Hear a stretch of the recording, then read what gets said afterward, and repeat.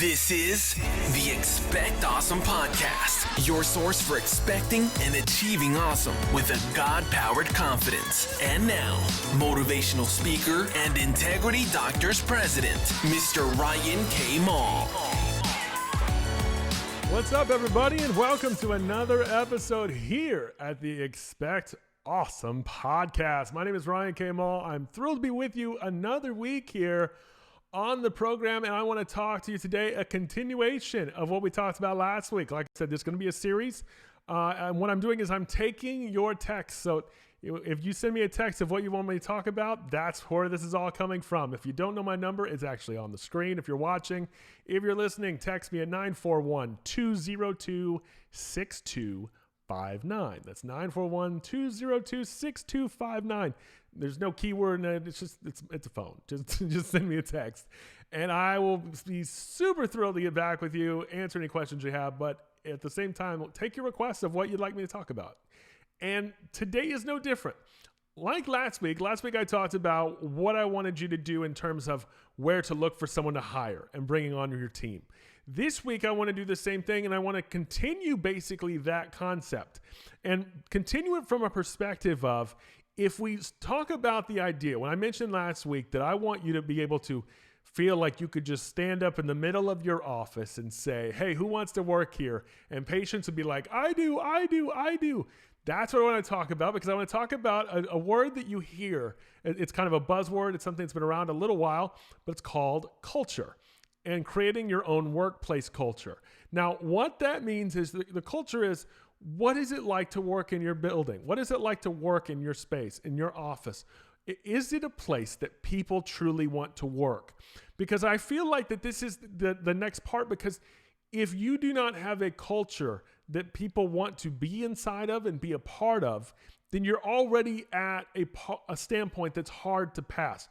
You're at kind of like a block. You're a blockade where it's hard to get past it, because if nobody really wants to work there, that's something we need to fix, because everybody should want to work there. You didn't start your business with the idea of thinking, let's start something where nobody else wants to be a part of it. No, it's not how anything works. You never went into it with that thought. You never went into it wanting that or thinking that. So why would you think that now?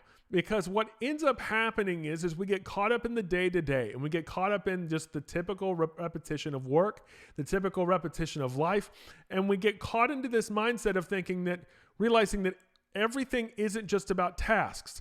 When we get caught up and lost in the tasks, it means we forget to really understand what's truly important about what is happening in your office. So when you're in your business, your culture matters. Now, when I say your culture, you're like, well, what are you talking about, Ryan? You're saying it should be a nice place to work. No, that's not what I'm saying. What I'm saying is your culture is the mindset wrapped around the people in it. Your culture is the acceptance level in your office. It's the fun level in your office. It's the enjoyment factor of coming to work. An office with an awesome culture is an office that people want to come to, that people want to work at, that people want to be a part of. Now, the problem with culture is that culture is not something that is just chosen randomly. And culture is not something that is just told or enforced. Culture is a trickle-down concept. Culture starts with the owner. Culture starts with you. If you don't seem like you're having a good time and enjoying coming to work, it's really impossible for anyone below you to start thinking and taking on that type of mindset if you are the owner and you aren't that way. So the first step is for you, the business owner, for you to start thinking, am I enjoying myself? Do I like this? Now, I'm not asking you to think that concept and think that idea with the purpose of thinking, no, I don't. I should just get out of this. I should just quit my job. I should leave. I should go work for someone else. No, that's not what I'm talking about. What I'm talking about is I want you to recall back to when you got into your profession, whenever you started your business, the passion and excitement that you had, that you were getting people into it, where you were excited for people to be a part of it, where you thought everyone in the world should be a part of this. And your passion was so strong and so formidable that you were just so pumped and couldn't wait to get going. What has to happen for culture to exist and for culture to work is for you to be able to tap into the exact same passion you had from when you started and still be applying it now, whether it's 1 year later, 10 years later, 30 years later. If you aren't tapping into your passion for what you do, that's the first place to start in fixing your culture, because you can't make a place fun that's run by someone with no passion. You can't make a culture better if the person at the top isn't really into this thing, isn't really on board, isn't really excited about where things are going. That's where it starts. So if you're the business owner, if you're the head doctor in the clinic, it starts with you. But then it works down to the next people. So the people under you, the people, whether you have managers, office managers, whether you have leaders in your group, whether you have associate doctors, super clinic doctors, whatever you have that is in your business, it goes to them too. And you can have an owner that is super passionate, but the culture is immediately killed by the next person down because they're not passionate about it. So this isn't just a thing of, well, we found a way to blame the owner. No, this isn't that. Because the owner can be super passionate, but you can be a manager underneath that's not passionate about what you're doing, and you can kill the culture just because you aren't the one focused. You aren't the one sold, and you aren't the one thinking awesome. So the culture starts as a mindset. The culture starts where you have to be thinking and focusing on the passion, on why we do this. Why are we here? It's the passion, it's the purpose, it's the things that truly matter that you have to keep in the forefront, not just the concept of let's making sure all the tasks are complete. Once each person from the top to the bottom discover and lasso their passion and take their passion and use it to build and grow and thrive, that's when the fun starts. Now, I realize when I say this, because I've been doing this a long time, and I realize as soon as I say fun, some of you, the natural inclination of any boss is think, oh, you want them to goof off. No, I don't want your staff to goof off. No, I don't want your staff to just play games and make TikToks and whatever it is that they're in the office. I want them to, and you, to understand that fun is a part of it. And fun is something that's essential. We should be having a good time. We should be laughing. We should be high-fiving each other. We should be supporting each other. We should be doing group events. We should be doing stuff together. We should be building a culture around the fact that this isn't just a building full of employees. This is a building full of team members. This is a building full of people who are all here for the same thing. And because of that, that makes us a family. And that family is what we're going for. And naturally, one of the things we always tend to try to do is if we see someone we feel like isn't fitting in the family or dropping out of the family, we instantly start thinking we should just get rid of them. But what if they had the passion? If you can think back to when they started, now maybe they never had it. If they never had it, maybe it was just a bad hire on your part. But what if they had it before?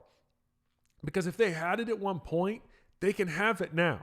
It's just a matter of recognizing it and realizing that that's the importance. The importance is that we all, as a team, have to come together to not just have a good time, but to realize that this is about how awesome it is what we're doing, that we're helping people, that we're healing people, that we're taking care of people, that we are providing a service that people need. And without us here, they can't have that service. They may be able to find it somewhere else, but hey, it's not going to be as good as what we have. It's not going to be as awesome as the service that we're providing. That's what you're really selling. That's what you're promoting. And that's what your culture is about. Your culture is about recognizing that you have something people need and you can't wait to give it to them. You can't wait to be the ones to provide them with it. You can't be the one to impact them. That's what you want. You want to be the one that does the impacting. That's where this is all headed. And then once we're impacting, once we're passionate, it's easy to have fun. Not goofing off, not messing around, not letting your tasks go by the wayside.